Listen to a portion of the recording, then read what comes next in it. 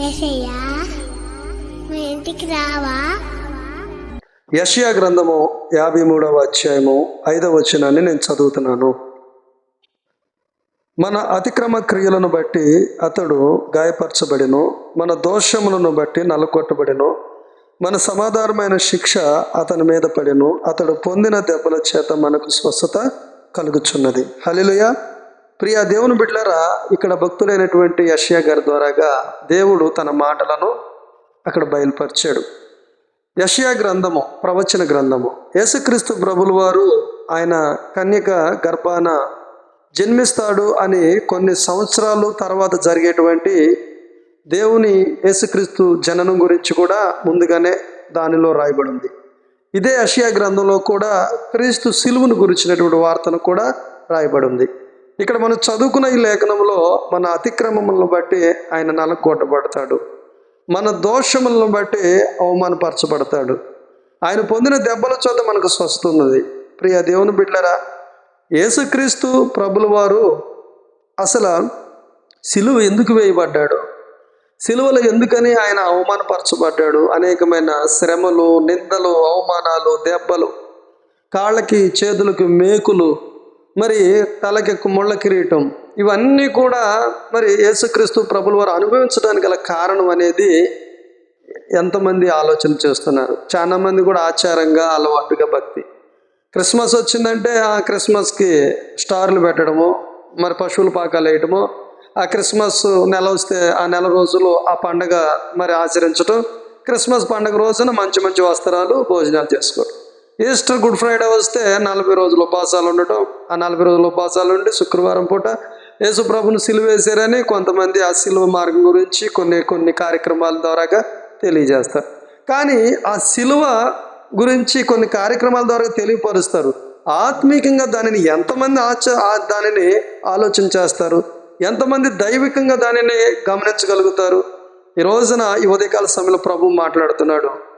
ఆచారమైన భక్తి, అలవాటైనటువంటి భక్తిలో ఉన్నటువంటి వారికి ఆయన సిలువలో ఎందుకు వేలాడాడు అనేటువంటిది ఆలోచన ఎవరికి కూడా ఉండదు. వారి జీవితం అంతా కూడా ఆచారమైనటువంటి ఆలోచనతోనే పోతారు. కానీ గమనించవలసినటువంటిది ఏంటంటే, ఆ సిలువలో ప్రభు వేలాడడానికి ముఖ్య కారకులు ఎవరము అంటే మనమే అని తెలుసుకోవాలి. హల్లెలూయా.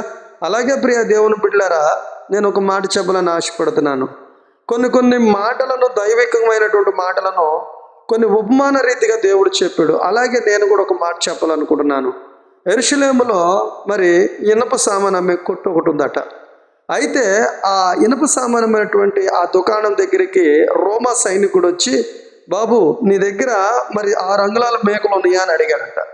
అయితే ఏమో చూడాలి, చూస్తాను ఉండు, ఎన్ని కావాలంటే నాకు ఒక 4-5 కావాలి అన్నాడట. సరే చూస్తాను అన్నప్పుడు ఆ వెతికితే ఆ మేకులు ఏవి కూడా కనబడకపోతే తుప్పు పట్టిపోయినవి, ఏమో ఒక 3 మేకులు ఉన్నాయి, అవి సరిపోతాయి అంటే ఆ సరిపోతేలా ఇవ్వు అన్నాడట.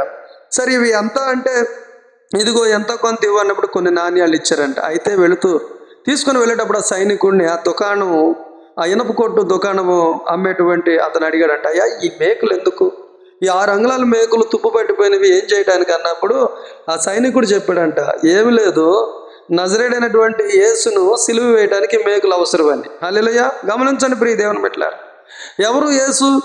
కుంటివాడికి నడకనిచ్చి, గుడ్డివారికి చూపునిచ్చి, మోగవారికి మాటలనిచ్చి, చనిపోయిన వారిని లేవనెత్తినటువంటి యేసునేనా?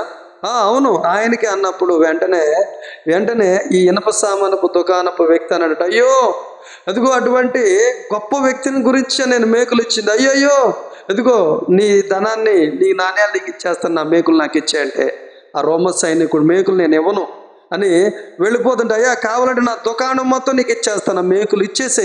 అటువంటి పరమాత్ముడు ఈ భూమి మీద అనేక విధాలుగా ప్రేమ చూపి, ఆప్యాయతను చూపి, పాపులను పరిశుద్ధులుగా చేయడానికి ఈ భూమి మీద తన సర్వస్వాన్ని కూడా తను అర్పించినటువంటి అతని మేకులు వేయటానికి, అతను సిలువ వేయటానిక? వద్దొద్దు, ఈ ఘోరమైన అదిగో అటువంటి పాపం నా మీదకి రావద్దు, అయ్యో రొమ్ము కొట్టుకుంటూ ఏడ్చాడు. హల్లెలూయా. గమనించండి, తను అన్నాడంట, ఇదిగో అయ్యో ఈయన సిలువ వేయడానికి నేనే కారకుడయ్యాను, ప్రభువా నన్ను క్షమించని ఏడ్చాడు.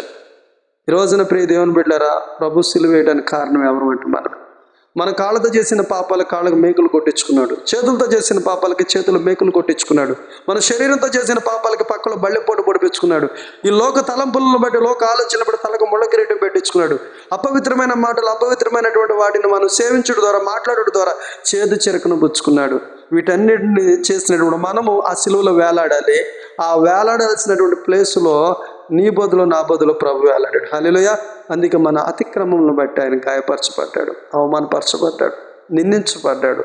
మన పాప విమోచనగా గొర్రె పిల్లగా బలియాగబయ్యాడు. ఈ విషయాన్ని ఆచారంగా అలవాటుగా కాక ఆత్మీయంగా దైవికంగా నీవు కనుక ఉన్నట్లయితే ప్రభు కార్చిన రక్తం, పొందిన దెబ్బలు, పడిన శ్రమ, ఆయన సిలువ చేసిన ప్రాణ త్యాగం నిన్ను మారుస్తుందని ఆలోచిస్తూ ముగిస్తున్నా. దేవుడు ఈ మాటలను దీవించునుగాక. ఆమేన్. స్తోత్రం నాయన, మహోన్నతుడానికి ఘనమైన పాదాలకు వందనాలు అయ్యా. మా పాప దోషాలను బట్టి కల్వరి సెలవులు నాయన మీరు 3 మూలికల మీద వేలాడాడు. మాకు ఉచితమైన రక్షణ మీరు ఇచ్చారు. ఇది తెలుసుకొని ప్రతి ఒక్కరు కూడా నా కొరకే నా ప్రభు ఇదిగో సిలువలో వేలాడేది ఇకనైనా తెలుసుకుని ఈ వైపు తిరుగుట కృప చూపమని, ఈ వాక్యం అనేక మందికి ఆశీర్వాదకరంగా, దీవెనకరంగా మార్చమని యేసు నామమున అడుగుతున్నాను తండ్రి. ఆమేన్.